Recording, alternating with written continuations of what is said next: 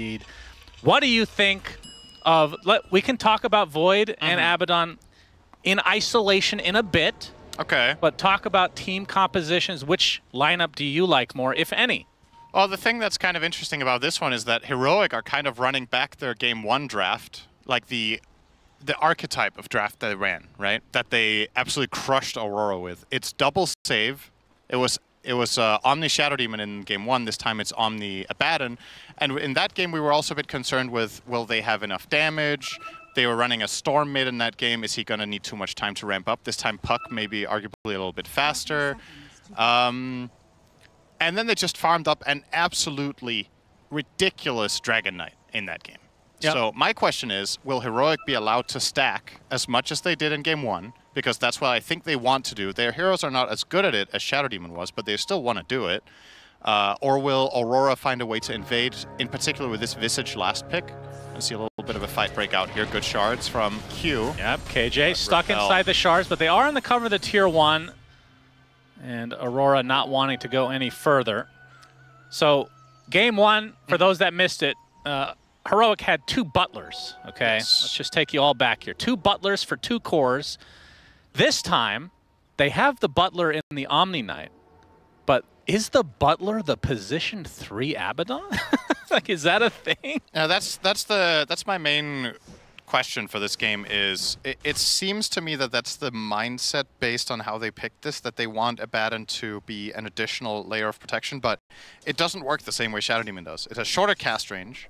It is a core, like you said, so it's going to have different priorities in the game than just covering other people all the time. But when push comes to shove and you're looking for team fights, I definitely think a big part of their rationale behind the pick was to have a Photic Shield for their Dragon Knight. Yeah.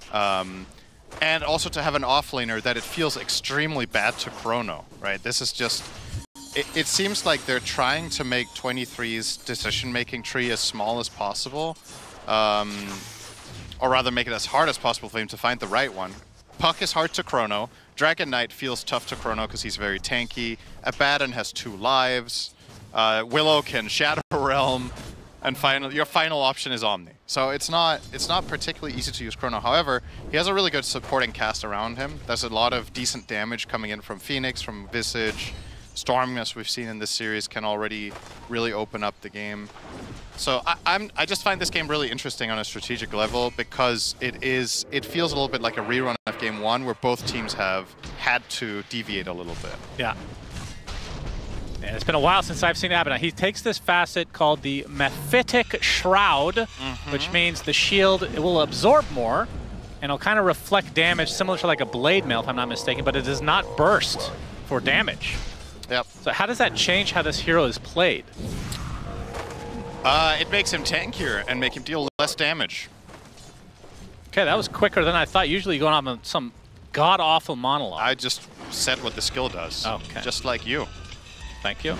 I mean, in all honesty, I think the blade mail aspect of it here is not particularly important. But just having a more powerful shield, just more barrier, is very useful. If you keep in mind how barriers work together with damage reduction, barriers in general in this patch, the reason that we're seeing a lot of Solar Crest pipes, etc., is that you obviously, when you look at the math of reduction coming in first and then the barrier starts taking the damage, having a more powerful barrier, it's actually a ton of health that this shield gives, and it's such a low cooldown ability, 8 seconds on level 4.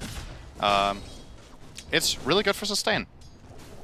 I'm really wondering what the build is going to be. Do you have anything in mind, or we're just wait and see? Like, he's not going to go like Radiance or anything, is he? He honestly that would be hilariously awesome. Could, but I think... So generally speaking, Core Abaddon has like 2 types of builds. There's the Aura build, and then there is one where you go Manta, right? I think in this game I would like to see him get Solar Crest and Drums or something like that, and just really play into the way that they played Game 1. And relying on Aurora being unable to kill them, which was the exact problem they had Game 1, because Aurora, with the adjustments they have made, I'm still not fully sold on their DPS, actually. I think they're better in some types of fights, but not necessarily KJ. all of them. Good damage. A ton of damage. And a Soul Assumption. Ooh! Just kidding. He's not dead at all. Nice curse from Cinder and He had 11 health. That's a lot. He has to go back. The shards this series have been really I mean, this tournament, I guess. I mean, Tusk as a hero has been insane. And no difference there, forcing the support out of the lane completely, at least for a little bit. Mid lane, Lorinov on the Storm Spirit 23-4 versus Analog's Puck 21-6. Fairly even. Very standard. But as the panel was talking about, I mean, this is just an incredible puck game. I think if Heroic wants to get top 8 at this tournament, Analog needs to play well in this game, but he can really set the narrative. K1. Jabs is really low as we have a dive in from Ollie coming in through the gate. KJ taking a blood grenade as well. Schofield trying to do as much damage as he can, but K1 dies first. KJ somehow survives. So awkward. So it'll be a trade. I don't know if Ollie can get out of this. Well, mid lane, though, this will be a much more important kill. Analog can't finish the job, though. As Ollie having a battle for his life, KJ wins it. Yeah.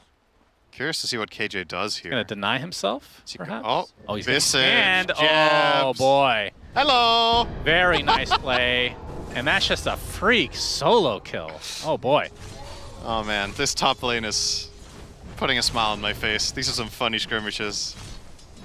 It reminds me of, you know, All Random, where you just end up with these hero pairings you don't see very often in the meta, and then you make do with what you can.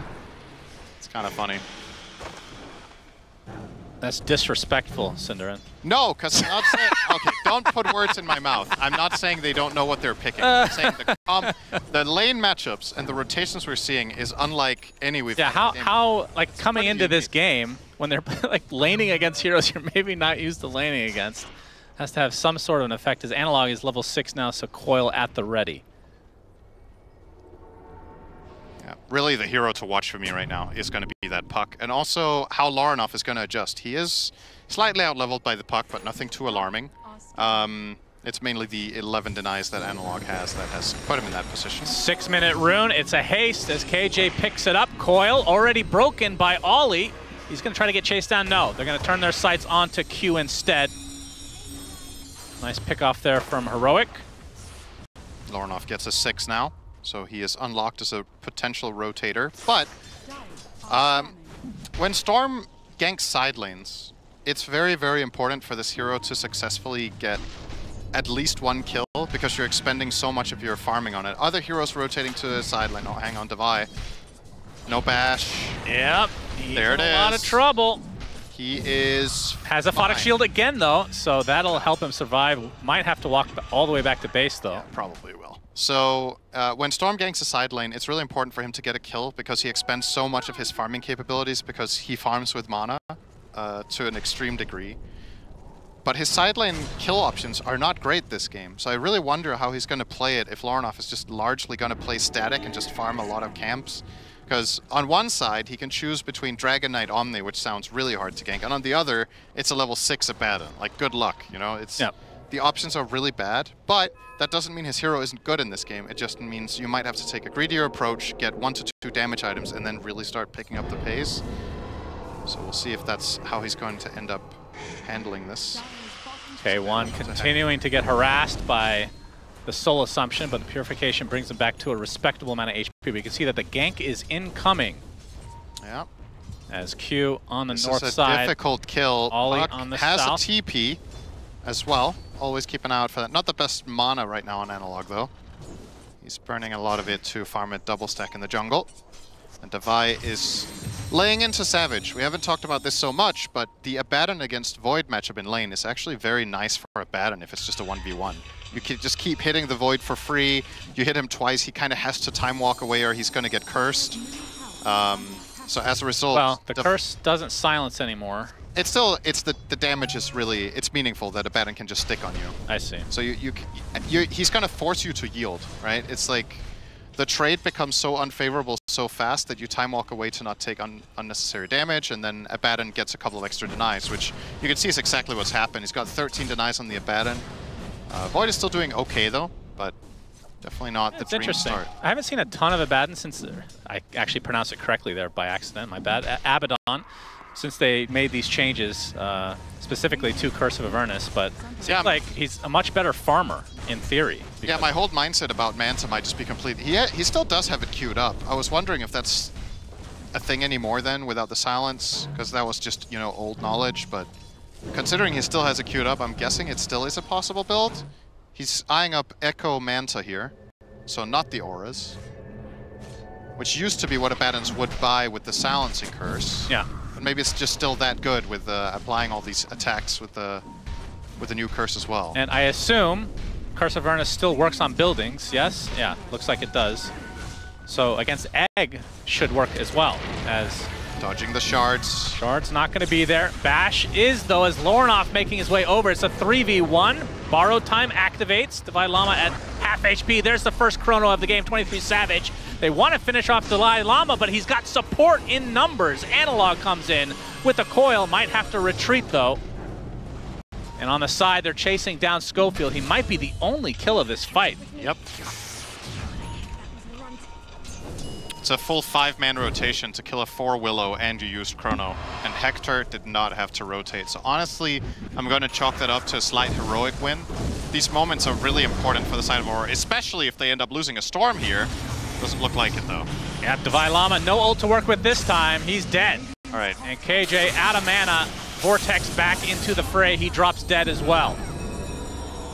And yeah, can't finish anybody off, so last couple minutes have been all Aurora. They felt bad that Aurora didn't get the kills they went for, so they gave them a second chance, and this time around it worked. That was a fight that they chose, and I can understand why they wanted to poke and prod there onto the Storm, but they don't have the burst damage to fully finish him off, and effectively that just makes it wasted resources, and they compromise their position on their support, so they end up losing.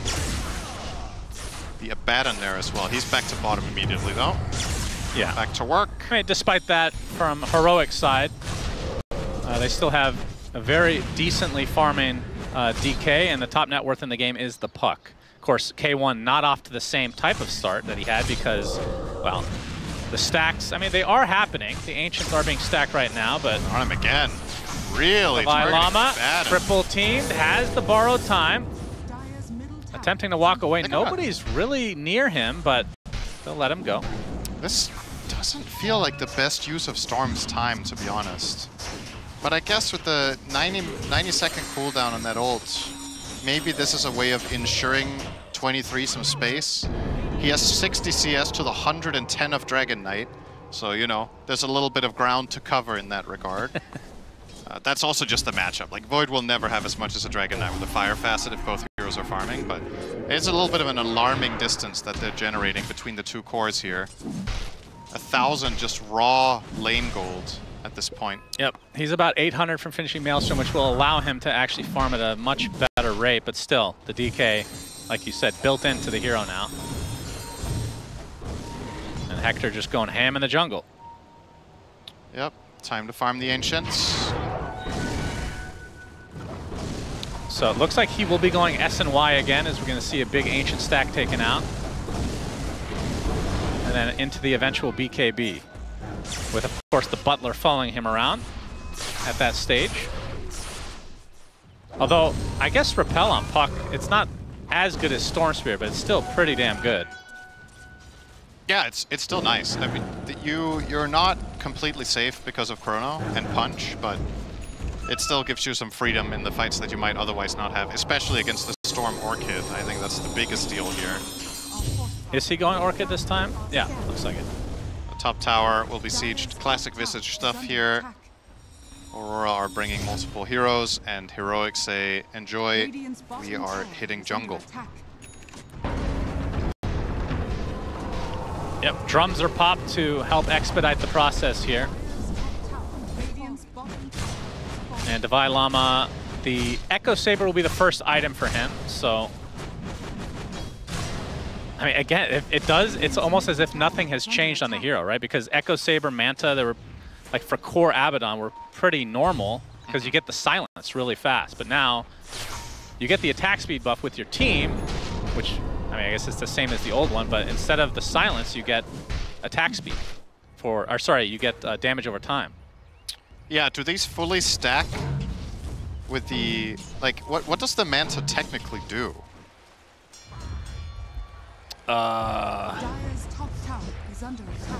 That's for you to answer, Cinderit. I don't know if like individual if individual Abaddon clones offer a stacking DPS. Yeah, I don't know. Because with the other one, it was obvious. Like, every time an illusion hit, you increase the counter on the silence by 1. Yeah, true. By Llama, he's initiated on. They're trying to burn his ult. They do so. Can they follow it up, though? Is Analog making his way over? The Bramble there with the coil. But the egg on the Chronosphere, they only clip the Puck, who gets repelled. He's fine. Egg does detonate. Schofield, he's going to get caught in the river. Still, Aurora using a lot just for a Dark Willow, although Analog, okay, he's going to be safe thanks to the Aphotic Shield. So many ways to give this Puck some sort of a shield to live. Yeah. This really is it really is game 1 all over again, just with a couple of tweaks that make a very big difference. This time around, Aurora can actually find at least 1 kill every time they initiate. But at the same time, is it enough when you're spending this many resources and Dragon Knight just isn't showing up? Oh, Divide. He is dead.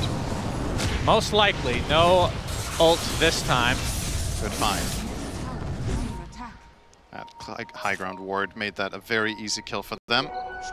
Heroic are looking for a move of their own, anticipating that Faceless Void will be farming in the triangle, but not the case. They'll find Q.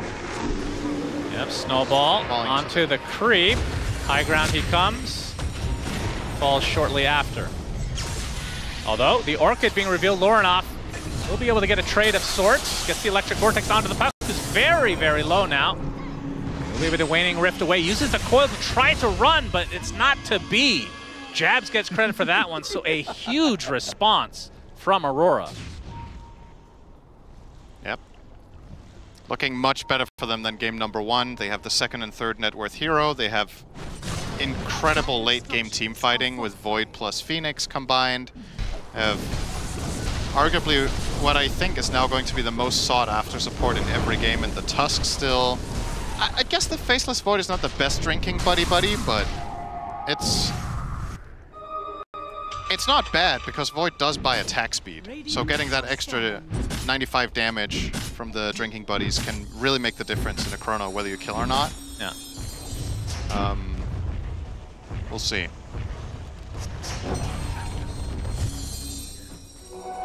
And while all this is happening, K1 still top farmer in the game.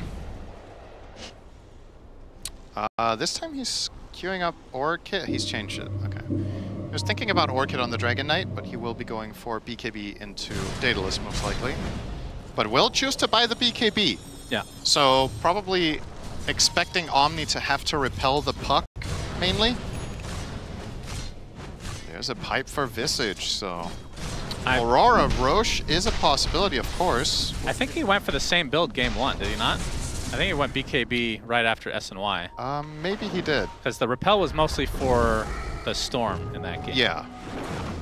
I think it's similar logic here. They want to put it on the Puck, and he also wants to not be fully dependent on the Omni. It's fine. Yeah, just a few minutes away from his BKB. We'll see if they want to align that with some sort of smoke gank at that time. As, yeah, Jabs is starting to get pretty beefy. He has the drums and the pipe. 2 aura items completed. What is his quest this game? How many auras does he need? How about 4? Does this, I mean, does it look like a Crimson game to you? Nah. A lot of magic damage.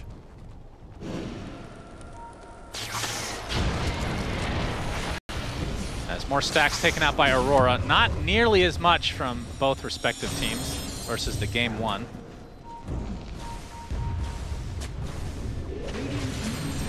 I mean, for Divide, by the way, just the Manta just to dispel is actually incredible. Nice reaction there. Yeah. Gets off the Shadow Realm in time. Let's see if this costs Jabs a bird or not. Looks like no. And Puck now has Yules, so has her own solution. Oh. Excuse me, its own solution against the Storm Orchid. So now neither Puck nor Dragon Knight fully reliant on King J. That's a combo between KJ and King Jungles. Interesting. Brain works in wondrous ways. There goes mid tower. No defense mounted by Heroic. Oh, we got a coil onto the void. It's going to be a close one. Oh, he does get taken out. Divide Llama gets credit for it. Much needed kill here from Heroic. Oh, Aurora want to fight? They sure do. Orchid onto the Dark Willow, but the Aphotic Shield is there to help save her. And now Jab's in such an awful spot, completely surrounded. And you're right, why would they want to fight in that scenario? I do not understand that fight selection. You just lost your carry and the enemy team showed a major willingness to rotate to that area. Effectively just bleeding out an additional core hero for what I would say is, you want to do a risk-reward drawing of that one?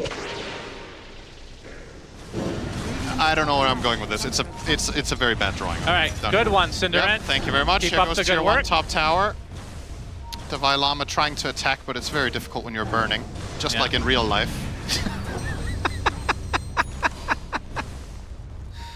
God, you're so stupid. And I live for it. 5K lead for Heroic. At what point do you think they're going to want to go for Roche? Because I assume the Abaddon's still pretty decent to help his team attack fast in that scenario, right? Yeah, both teams can definitely go for... Oh, hang on. Hearing a Storm Zip, just getting the rune. Okay, so haste on Storm. Maybe looking for an opening. Abaddon is, once again, just not his target. Initiated on. There's the Chronosphere on top as well. That should be enough damage. Indeed it is. All right, big kill. I thought for a moment they were angling for Divide Llama on the top side, which would have been pretty poor, but that kills Not good. that the Aphotic... did he get it off? I guess he did before the silence. Onto Puck? Yeah, I'm not sure. He didn't make it. Oh, I see. He wasn't in. I mean, the range of that spell is not particularly good anyway. 550. It's not the best. But yeah, I feel like Roche is going to be a major point of contention for both teams, because both teams are very capable of taking it. One side has Visage and Drinking Buddies, the other one with the Abaddon plus a very farmed Dragon Knight. I mean, Hector has 300 CS minute 20. I was pointing out when we were talking post-game in Game 1, how he had, I think he had 475 CS in 27.5 minutes. Yeah. And you were like, that might be a record. And I think that is the best a Dragon Knight, the number of CS, the highest ever at that point for a Dragon Knight. Wonder if he can beat that record this game. Yeah, it's pretty absurd. Ridiculous numbers. Well, Roche will likely be completely uncontested, so Heroic will no get chrono, so. And the game does feel eerily similar to game number 1. It's better for Aurora. It is better, but this Dragon Knight is the same. The Dragon Knight is a problem, and you're still... I mean, the gold lead is I mean, first game they got 2 kills, right? Until the very end. So this time around they've definitely been successful with more moves, but the issue that their lineup has, it seems that in order for them to find a kill, they have to chrono. So later down the line, if you're not going to get Roches, the Dragon Knight is going to start sieging with a potential Aegis. This one is on the puck, but how are you going to find and break open a fight correctly where you can actually capitalize on it instead of just chronoing one guy, maybe he dies, maybe he gets saved, he either has Aegis or buys back, and then here we go again, right? Like, do you have enough in the tank? Is Visage going to offer enough damage? Can the Storm solo kill heroes? It doesn't look likely right now, but maybe Tusk Ags could be the key once again. Q is working on it now. Break up the fight by just repositioning someone. It does feel like Troll is more susceptible to that type of kiting than a Dragon Knight, for example. But oh yeah. As Schofield, better be careful. Hector doesn't care at all. He tried his best to kill him. Yeah, he really did. He said, "You're not one of my butlers, and if you were, your means to an end." Schofield gets the shard here, so the Cursed Crown will apply the Brambles on exit, and the Tusk, Mr. Q, got the shard on the side of Aurora. We'll help him farm. He can get his Ags easier. Yeah, this time not opting for the BKB before the Ags.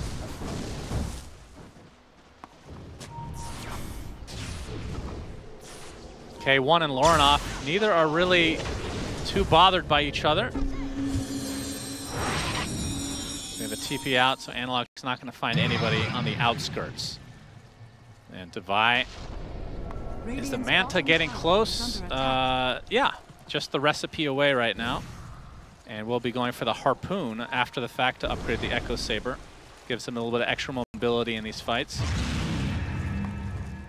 This reminds me, this strat actually kind of reminds me of a strat that Melk used to call it the Knight strat that they had, which was Dragon Knight, Omni Knight, and then they had Shed. In Dota 1 he was called Holy Knight. And this was a little bit similar, just that the Holy Knight is now the Unholy Knight with a bad. But the logic is pretty similar, and that strategy was very successful. I think it might have been MYM back then that were playing it. About, let's say about 20 years ago. And it's still Dota, so nothing has changed.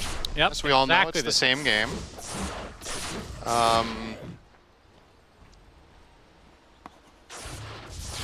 It's funny how random things can remind you of something like that. I have not talked to Melk in a long time.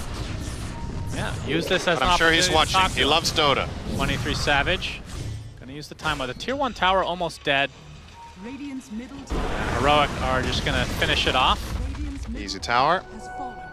They still look very comfortable. I think the main thing in this game is we can obviously see the graphs and the gold distribution or whatever, but you can also tell like the attitude of the players in the game, right? The way they're moving around the map. Hector is playing with insane confidence. He feels like nothing can stop him. Aurora are playing quite tight together and seem a little bit more timid, and it's just the state of the game, right? You can just tell what the communication is without hearing it. Yeah, it's also an elimination game. So. Yep. For sure. K1 doesn't know that, though, obviously. Oh. He plays the same way every game, which is why he's so awesome to watch. When K1 hears it's an elimination game, he's like, great, where do I eliminate someone? Yeah, exactly. That's... Fortification pop for the tier 2 is still melted through for Heroic. They have a minute on the Aegis. Felt like most of or how can they get better value out of this? Is this enough for them? It's only one tier 2 so far. Oh, they're going to get more. They'll just keep going. Once again, I don't know if the Radiant are actually capable of killing Dragon Knight right now.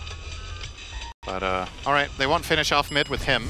Looks like Puck will poke it. Maybe they think they can get it without using the Dragon Knight, or K1 was like, guys, if I go and hit this tower for 5 seconds, I'm missing 3 CS. So I'm going to TP bot. Yeah, gotta go for the record. And he is behind his record from last game. It was 27:30. I believe he had 475. So he needs to get 80 CS in a minute and a half. Okay. Which would be quite incredible. Or I remembered incorrectly, which is of course impossible. Yeah, we are all old. So I don't think he will beat his record this time. That is a big... Jab's getting an AC. That is a gigantic item. So more auras. Only 400 CS minute 26. My +1. It's because he doesn't have the 2 traditional butlers, you know? He doesn't have Shadow Demon this game. Yeah. Stacking for him. The Abaddon is kind of like a substitute teacher. He's kind of making sure he doesn't get fired, so he does just the bare minimum, but he's not truly devoted, you know? Not exactly the attire I would expect my substitute 23 teacher. Savage with the Chrono. Okay, the Dragon Knight actually runs into it. They have the Sun Ray on top of him doing a decent amount of damage, but the Repel basically mitigating everything after the fact. The Egg blows up as well, and Aurora kind of out of steam.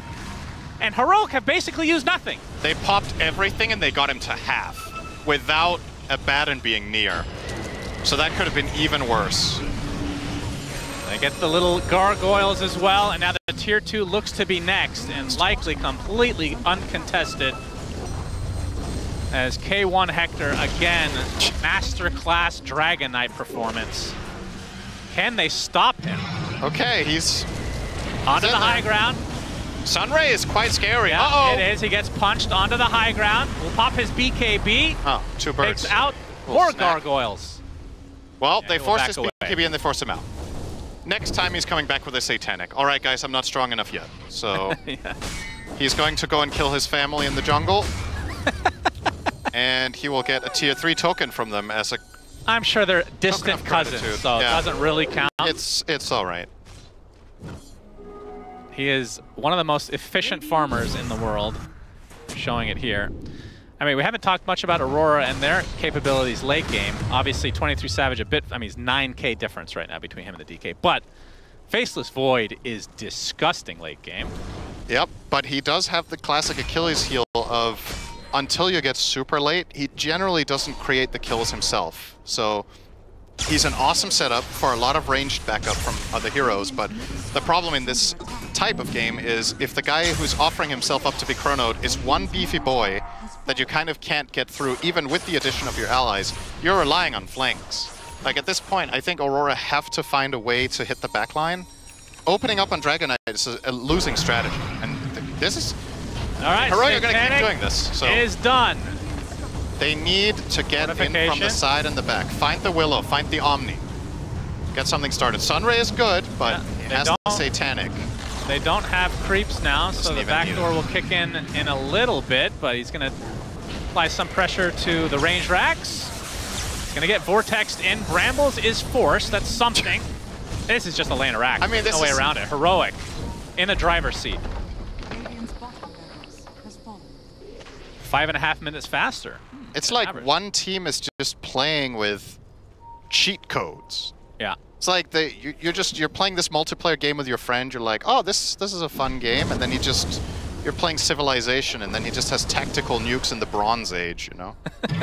That's what this feels like to me. This dragon doesn't belong in this game. Everyone else is like together, you know? Oh, Puck and Void and Storm are kind of holding hands at 15k, and then this dragon just shows up. It's like, he is the net worth lead. Yeah. It's DK. He's all 10k. What? Oh my god. 500 CS quickly approaching at minute 30. He's not stopping.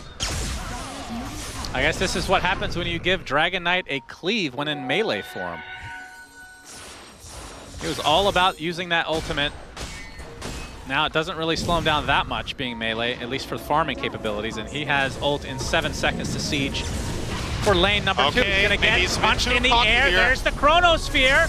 KJ trying to apply something to him. They actually, will they get him? The Guardian Angels field alive, and now the Terrorize and the Satanic being used to get him back to half HP. Divine Llama is pretty deep, will have to use his ult.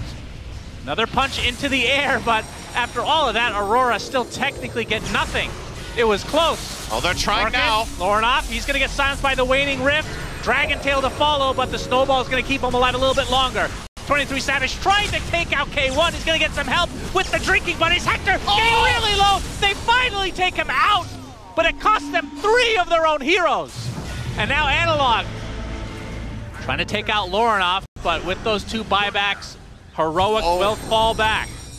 All right, I really hope we get a replay of that first go on the Dragon Knight. He was completely alone. Like, he had no help. Yeah. He tanked the entire Chrono, and then he got G8'd and repelled on 10% and just lived. Like, imagine if backup is nearby.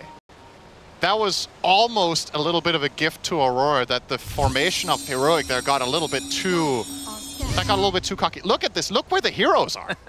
Like, no one is near. And now finally, King J is going to come in. He's not in range. There we go. Guardian Angel. He tagged all 5.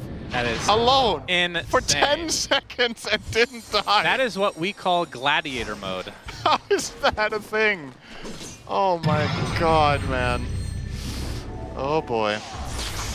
Yeah, they did kill him though, Cinder, and they did vanquish the dragon at long last. They got him.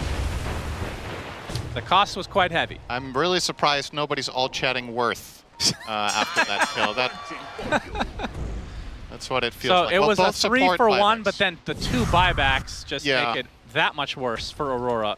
It gives a very easy path to victory now for Heroic, because I genuinely think Dragon Knight is absolutely unkillable if they kill Phoenix. I think Ollie is doing about half the damage Dragon Knight is taking with Sunray. Yeah. So if they somehow kill the Phoenix, he's out of play for about a minute with that buyback penalty. And I mean, not just that, they also have to deal with the Aegis. Like, how are they possibly killing him twice? They can't even kill him once 5v1 with Corona. So, I wonder if they even give him the Aegis, or if they put it on the Puck. Well, he is the one sieging, to be fair. Yeah, well, they will put it on him. He did backpack his treads. I mean, yes. I think it's still correct. Yeah, I can't blame them for this choice, right? They're just going to put him in the front line. He's going to hit tower and be like, hey guys, are you going to do something about this or what? Until Tusk has his Ags, I think that's the main way they can reliably separate the fight. Will be that much. Now he also has AC. Okay. All right. It's full AC. Good. We've been talking a lot about the Dragon Knight, but some games are literally just, like, they are also making it about Dragon Knight. This is true. Puck, as well as Schofield on the Willow. Maybe, I think they didn't see them there. That could have been a really good entry into the fight. If they could have found a coil there on Visage +1, but Aurora barely get out. 23 Savage with an important item. The panel was discussing this as well. The Nullifier is online. So it takes off Aphotic Shield, takes off Guardian Angel, not Repel though. So the order really matters. But it feels like a necessity, right? Because the last time when they almost killed him, he got GA'd. Yep. And that would have not happened if he had the Nullifier, so that will be an option this time. The thing is, when Void goes this build, I don't know if he has the mana for Refresher until he also has a Skadi. And it does seem like if Aurora want to ultimately win this game, I think they need 2 Chronos. So there's obviously a very long way there when Nullifier is a required purchase along the way instead of going straight Skadi. Hey, they have Walrus Kick. Okay. They have it. Yeah, he must have sold something, right? Or did he find the gold? Not sure. We'll see if they kick him in. This is the Dragon Form life, so if they can kick him into the tier 4s, kill him there, and then you want a Dragon Form, that will be something. Yep, here we go. There's the kick into the base. Nullifier applied as well. He pops the BKB. Now he's Walrus punched into the air. Half HP, he's stuck inside the charge, but they're Satanic, keeping him alive. The Terra is on top of 23 Savage with the BKB. They have the damage. Life number 1 is dead. He does not have Dragon Form when he's back. And finally, the Chronosphere comes out. 23 Savage will get King J to start things out, and the DK still all alone, close to the fountain. They vanquish the dragon again. Aurora showing signs of life. 23 Savage actually will not be going down here, and Schofield will eventually tick away. Double kill for Jabs, and incredible defense from Aurora, and that, well, that's the reveal of the Walrus Kick. Tusk Axe, it was the one thing that could save them, and they got it just when they needed it. I genuinely could not have imagined any better way of setting that fight up. They get the kick into the tier 4s.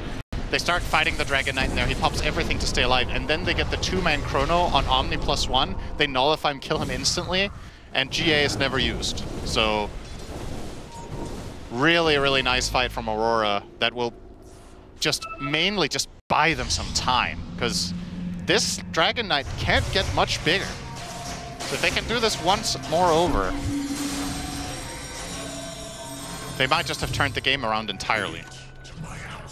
Yeah, this would be an incredible turnaround, and man, Jabs is so farmed. He has a sheep now on top of everything else.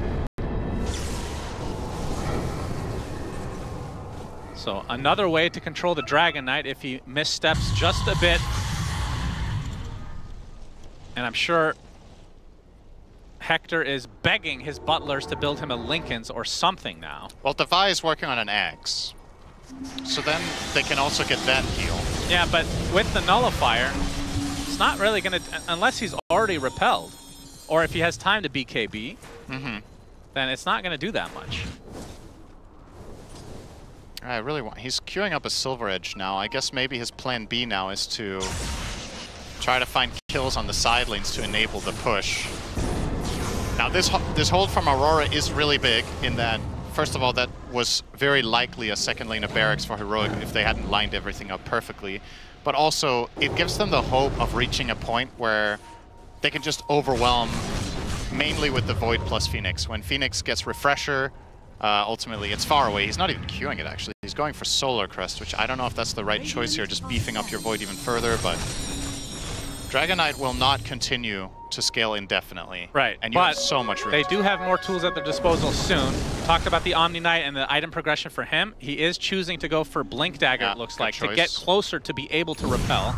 And then also with the Abaddon, the Aghanim Scepter. If he can get close enough to activate his ult, that will mitigate a ton of damage as well.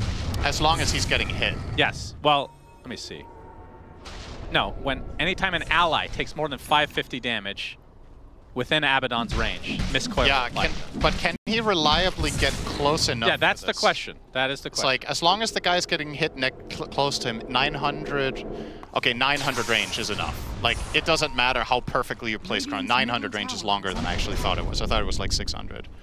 Yeah, that's fine. He'll just... You're right. When they go on a DK Abandon's just going to walk next to him with Axe. Maybe healing reduction in the cards for this?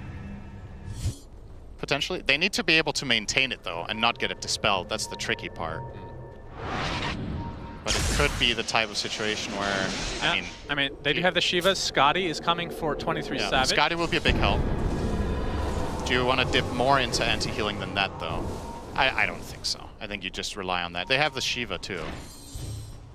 So, yeah, Shiva plus Scotty should cut it. Now, this game is pretty damn even. And you can tell Heroic the way they're moving around the map now. Yeah, they're actually playing Dota again. This changed. Something changed there in the mindset after that failed attempt. They will obviously be aiming for the next Roche, there's no doubt about it. They will never siege without it against the Faceless Void Tusk combo.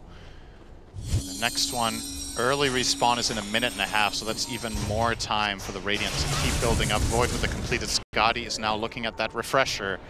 And I do think if 23 gets to this refresher before they get Mega'd, I think the worst part is over for Aurora as long as he doesn't get caught without buyback. Right. Like, this refresher is a total game changer. It gives them so much more freedom to go for those kills. It allows him to throw the first chrono on someone else, then Dragon Knight, and just kill them off and then build a fight out of it. That's still a lot of gold away. Still have to buy the entire refresher and have enough for buyback. Barrier. Shield rune available. Analog is kind of baiting it. They're baiting Lorna. He's not falling for it. Oh my goodness. Very smart. Good read there. Lornoff getting pretty close to 25. Yeah. Any 25 talents that you think are super impactful? Is the Void... Technically, the Void Chrono AoE one could keep Abaddon out of range. Yeah. If he has one guy on one edge of it and Abaddon on the other, like, come on, you know? He's probably just taking backtrack. Yeah, backtrack is more... I mean, Storm is more damage. More damage is good here. It's the main limiting factor for Aurora is can you kill the big boy or not? But those are the two that are close by, right? Nobody else is even remotely close to 25. Dragon Knight already has it, and he took the armor and regen. He has 55 armor. 56 armor. Ah. That's a nice hefty amount. It's a lot of armor. And he has the Ogre Seal Totem, which I actually think could play a really important role here. Yeah, the Ice Shards have been really annoying. The Ice Shards, the kickback. If he finds a way to reposition himself and somehow disrupt Aurora's combo once, that could just make or break the entire game. So I really like this choice from Actor to go for that. Yep, the game has certainly slowed down quite a bit since that last engagement. Now, is somebody else going to pick up the pace on Heroic? Like, can they find a way to rebuild this so they're not fully reliant on Dragon Knight to kill the heroes? Puck is a massive late gamer when it gets big enough. Going for the Lincolns currently is Analog, but of course can reach a point of critical mass with tons of damage in the coil. The Willow could technically aim for Axe Moonshard, but is going for a Hex right now. Get a little bit of a kickback on Vi. Yep, he's in a bit of trouble. His ult finally activates, but he is really low. Trying to run away now as Terrorize being faked out. There's the big zip from Lornoff, not able to finish it though. So Vi gets away. Waning Rift now. More annoyances from this Puck. I think this... By the way, what is this Silver Edge for? Is this for the Graveskeeper's Cloak? To get a quick kill on the Visage? I mean, it has a lot of auras. I think it might also... It might also be a way of killing it. You can break backtrack, right? Yeah. So it does give it the more... 25 talent, you mean? Yeah. Oh, You can break Void's 25 talent if he's planning for that, if he thinks the game is going that direction. It gives him a way of catching heroes on the side lanes. This is big, though, for Aurora. Aegis, Refresher Shard. 23 Savage, he uses the Chronosphere. It's going to clip the Dark Willow, but the Shadow Realm was already used.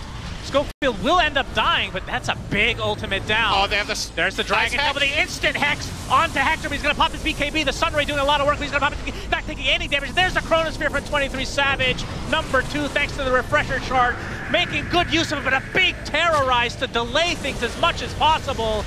And look at the Satanic going to work with the Walrus kick away, and K1 Hector looks to be dead in the water. That is a big kill for Aurora, and they still maintain Aegis. As I say that, they use it instantly, but Divine Llama trying to keep his puck alive. Lornoff gets the surround tactics onto Analog. He gets inside the tree line, has Illusory Orb soon, blinks away to safety. Divine Llama, though, no ult to work with now. Eventually Sheepstick, and he will be brought to his knees. So 2 kills, and 2 very important kills for Aurora.